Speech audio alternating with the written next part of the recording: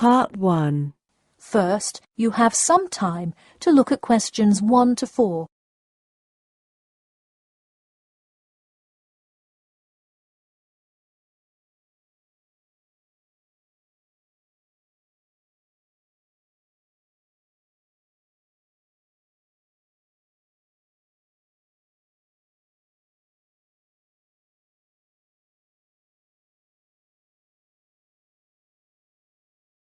Listen carefully and answer questions 1 to 4. Hello, London Police Department. Yes, I would like to report a robbery. All right, just a minute while I pull up the form. OK, could you give me your first and last name? Anna Grieg. Anna Gregg. G-R-E-G? No, Grieg. G-R-I-E-G. Got it. All right, moving on.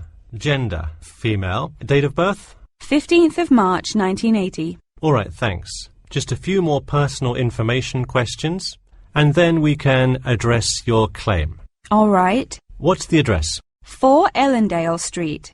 That's E-L-L-E-N-D-A-L-E. All right, Ellendale Street.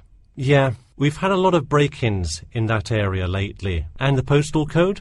W5 2AT. And are you a citizen of the UK? No. OK. What type of citizenship do you have? Well, I lived in the United States for most of my life, but I am actually of Grenadian nationality. OK. So is that the country that issued your passport? Yes. All right. Before you hear the rest of the conversation, you have some time to look at questions 5 to 10.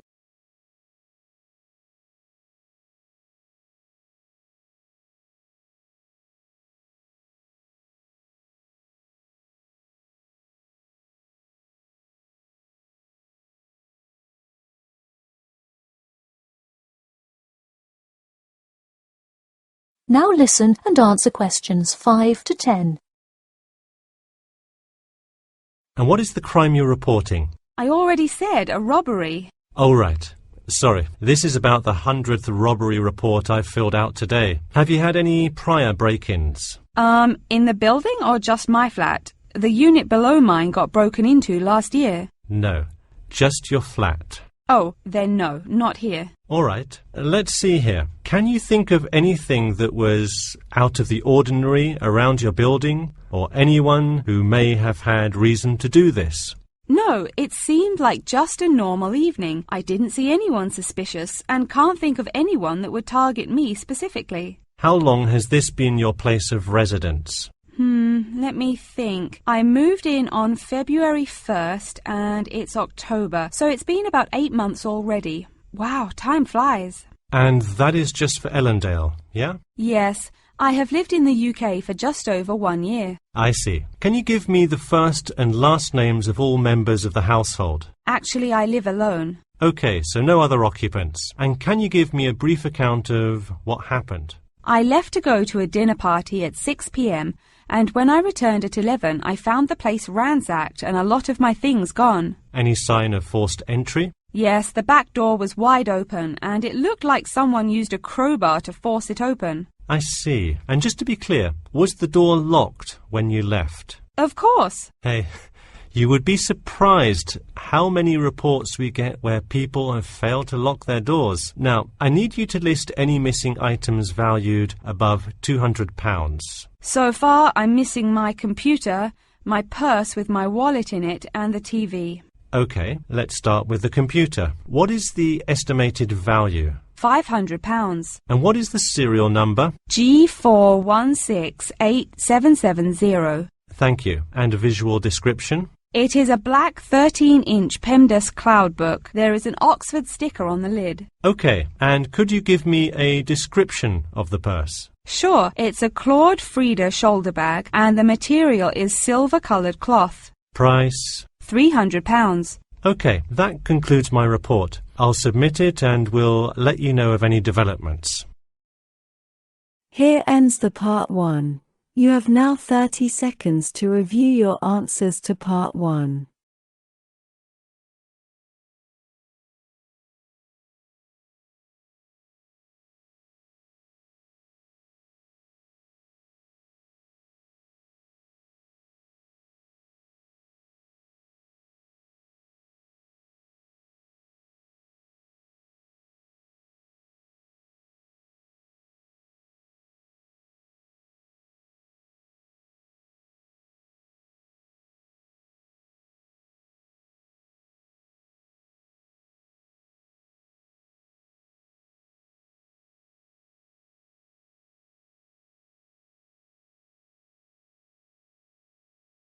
Part 2. First, you have some time to look at questions 11 to 15.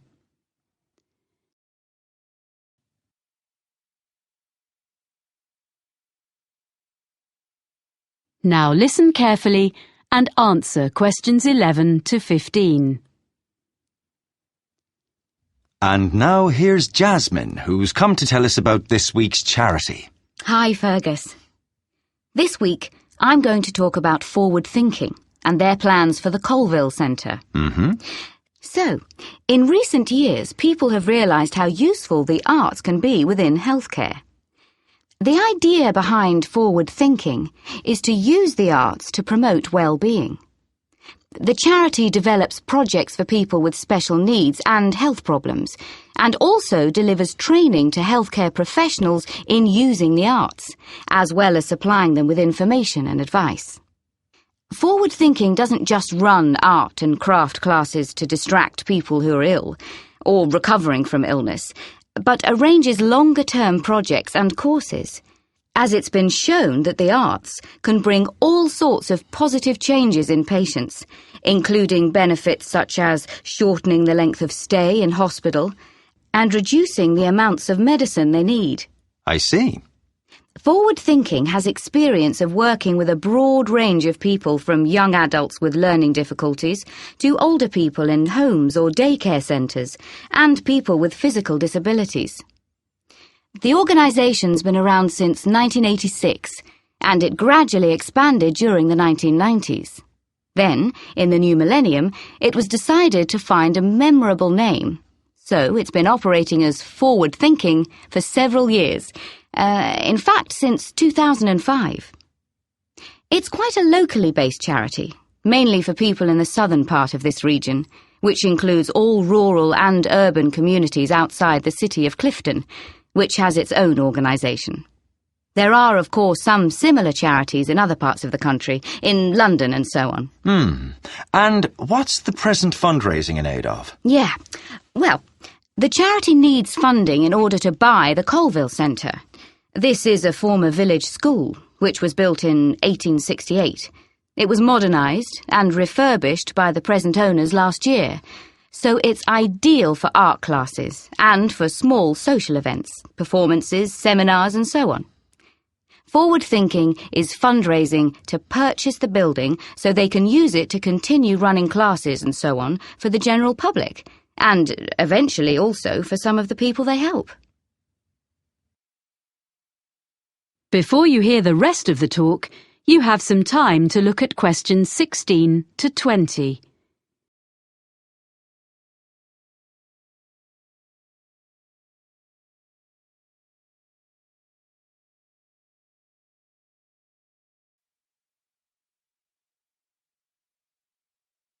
Now listen and answer questions 16 to 20. Right. So, can you give us a few ideas about what classes people might do there? Is it all art classes? Well, there are some very good art classes, but there are lots of other things going on as well. So, for example, there's Learn Salsa with Nina Bellina's team. They say that salsa is an easy dance to learn. It's also an excellent form of exercise, according to Nina. And that class is for both men and women, of course. It's ideal for beginners and what they call refreshers. That's £100 for 10 sessions. Then, another class is called Smooth Movers. It's with Kevin Bennett. And it's for you if you don't have the same energy levels as you used to when you were a teenager. It's a gentle exercise class, geared to the needs of whoever is in the group in a particular session. And Kevin is qualified to teach classes to people getting over injuries and so on, and balance training. That's £60 for 10 sessions. Then there's a day called Art of the Forest with Jamie Graham, where you discover Upper Wood, a short walk from the Colville Centre, and learn how to design in 3D with natural materials. It's an unusual and exciting way to be creative. Jamie is an artist, with a background also as a country park ranger. Oh. For this day, youngsters must be accompanied by a parent or guardian, and the costs are adults, £40, under 14s, £10, but it's best value at £80 for a family of 4. The next one is The Money Maze, and this is a series of talks by Peter O'Reilly, an independent financial advisor. He gives advice on family finances, things like everything parents need to know about managing the costs of bringing up children, sending them to university, and actually also about care for elderly relatives. It's £10 per talk, which will all go to support forward thinking. And as a final example of what's on offer, there's Make a Play. That's for 8 to 14s. And this activity is such a hit that it usually sells out within days of being announced. Basically, what you do is write, rehearse, and perform a play in just 2 days. And it doesn't require any previous experience. I gather there's lots of fun and silliness along the way. And the best bit, perhaps, is that there's a performance for family and friends at the end. Aha! It's just £50 for 2 days.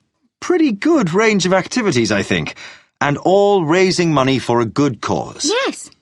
And the all-important contact details are colville@forwardthinking.org.uk or write to me. Here ends the part 2. You have now 30 seconds to review your answers to part 2.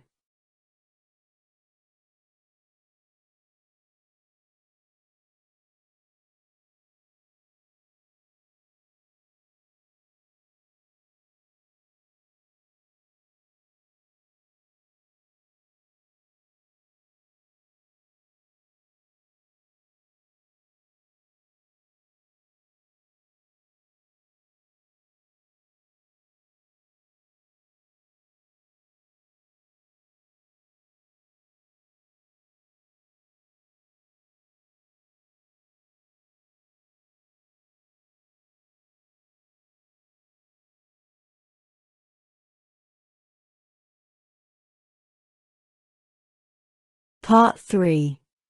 First, you have some time to look at questions 21 to 26.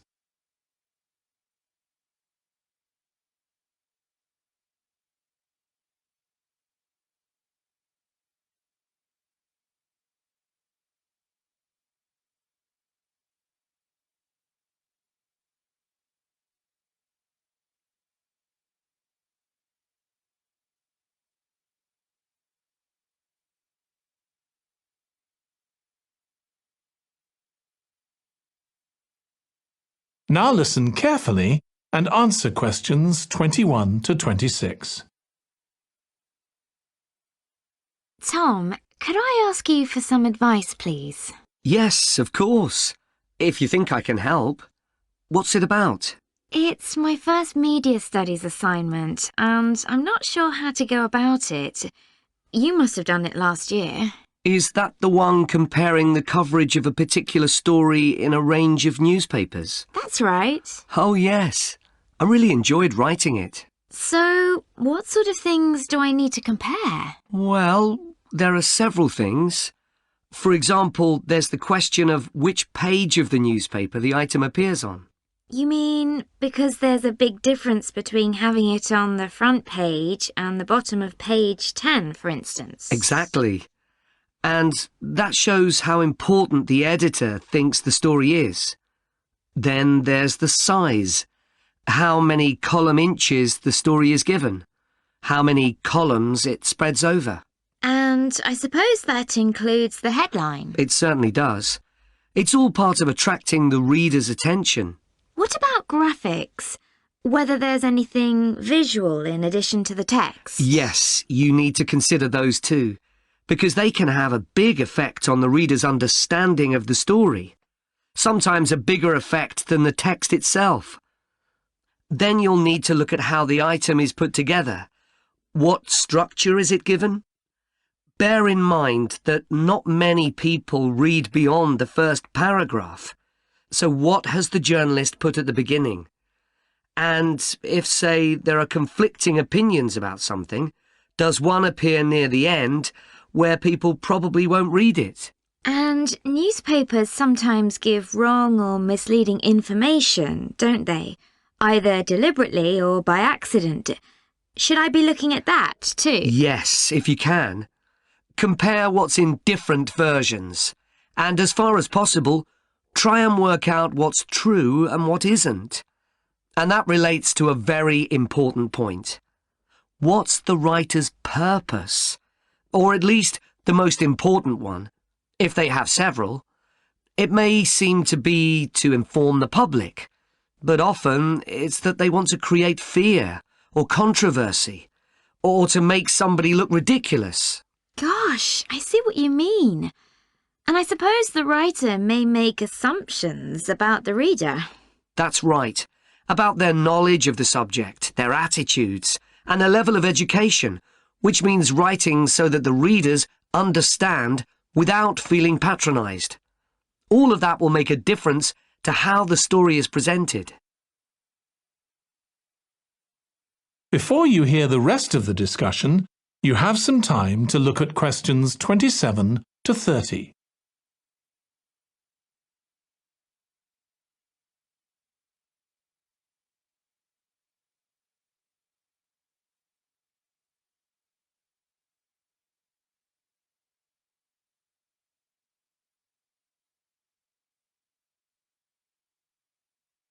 Now listen and answer questions 27 to 30. Does it matter what type of story I write about? No. National or international politics, the arts, anything, as long as it's covered in 2 or 3 newspapers. Though, of course, it'll be easier and more fun if it's something you're interested in and know something about. And on that basis, a national news item would be worth analysing. I'm quite keen on politics, so I'll try and find a suitable topic. What did you choose for your analysis, Tom? I was interested in how newspapers expressed their opinions explicitly. So I wanted to compare editorials in different papers, but when I started looking, I couldn't find 2 on the same topic that I felt like analysing. In that case, I won't even bother to look.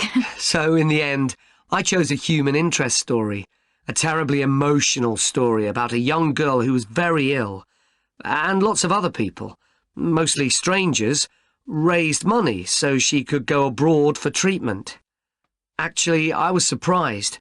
Some papers just wrote about how wonderful everyone was, but others considered the broader picture, like why treatment wasn't available here. I usually find stories like that raise quite strong feelings in me. I'll avoid that. Perhaps I'll choose an arts topic, like different reviews of a film or something about funding for the arts. I'll think about that. Yes, that might be interesting. Okay, well, thanks a lot for your help, Tom. It's been really useful. You're welcome. Good luck with the assignment, Hazel. Here ends the part 3. You have now 30 seconds to review your answers to part 3.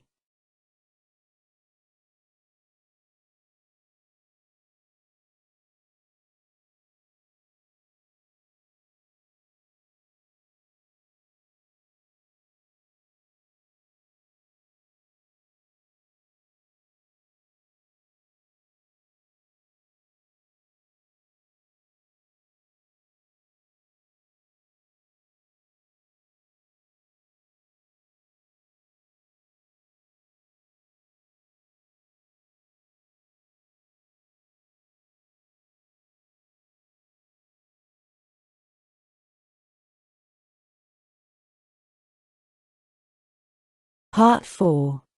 First, you have some time to look at questions 31 to 40.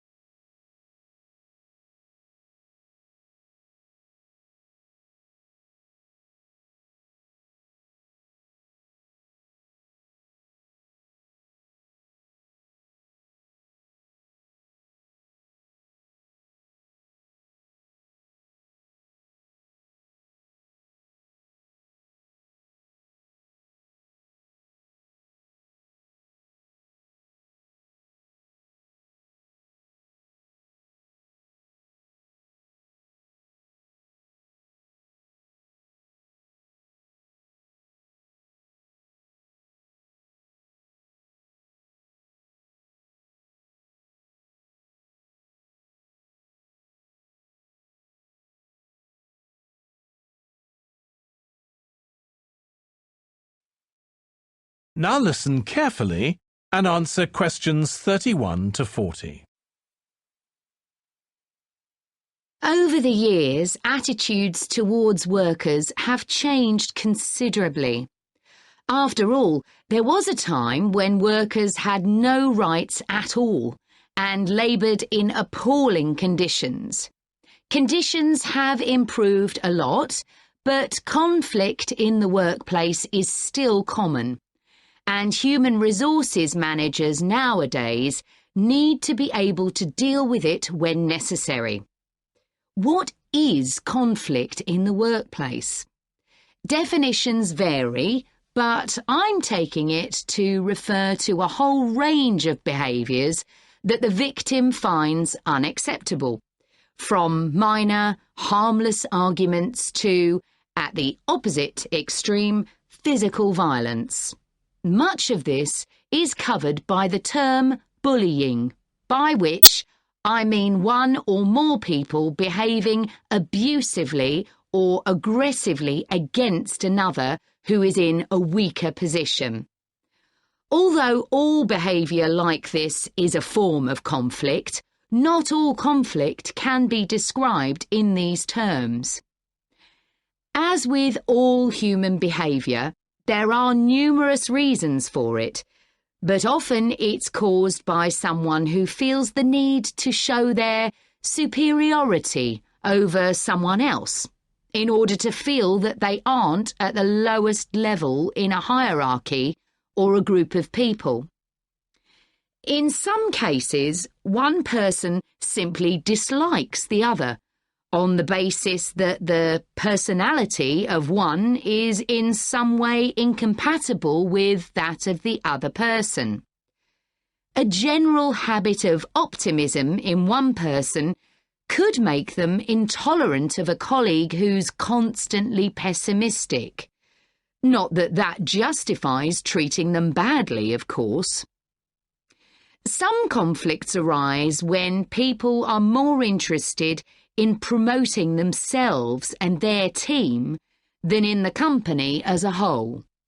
These conflicts are called structural and could come about, for example, when a sales team believe they are the only people in the business who do any useful work and look down on behind-the-scenes administrators. Conflict obviously affects the individuals concerned. The situation is likely to be very stressful for victims, resulting in their absence from work, possibly for months. For the company, if no effort is made to deal with conflict, it can spiral out of control and even lead to the breakdown of the business.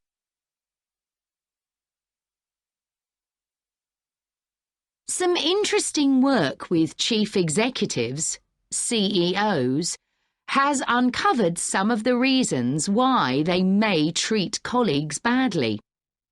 Many CEOs combine two opposing characteristics: confidence, that is, the belief that they're capable of great achievements, with a high level of anxiety, a fear of missing targets, whether set by themselves or by the directors of the company. This combination can make them respond badly to anyone who questions their decisions. In a high-pressure work environment, such characteristics become problematic, and it's particularly difficult to tackle the situation where colleagues, managers and board members are all trying to achieve their own visions. When they can't agree on strategic issues and on where they see the business going, there are real problems. For managers at lower levels within the organisation, it might seem that an autocratic form of management, where the chief executive gives orders and everyone else has to obey, would see more conflict than others. Interestingly, though, a company with a more democratic business model can suffer more when uncertainty about who to report to leads to conflicting demands. Now I'll say a little about dealing with the type of conflict that has harmful effects. Of course, the ideal is to prevent it arising in the first place. A good manager at any level will make efforts to earn the respect of the people they work with, particularly those who report to them. That will involve politeness in all communications and treating them as equals who happen to have a different role within the organisation. Sometimes, of course, conflict does occur and can get out of hand. In such cases, the Human Resources Department often gets involved. However, if one of the parties in a conflict sees human resources as simply a mouthpiece for the chief executive, then an external mediator might be able to help.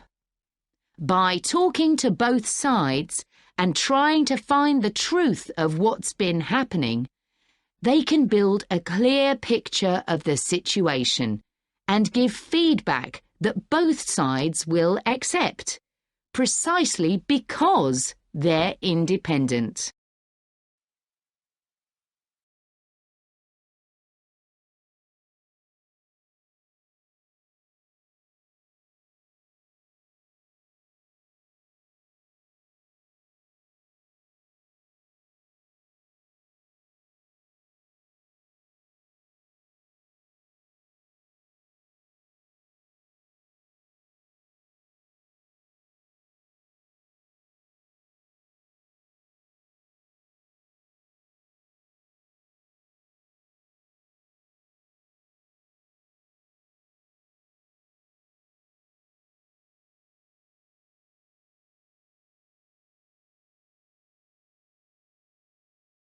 The listening module of the test is over, and you now should write your responses to the answer sheet in 10 minutes.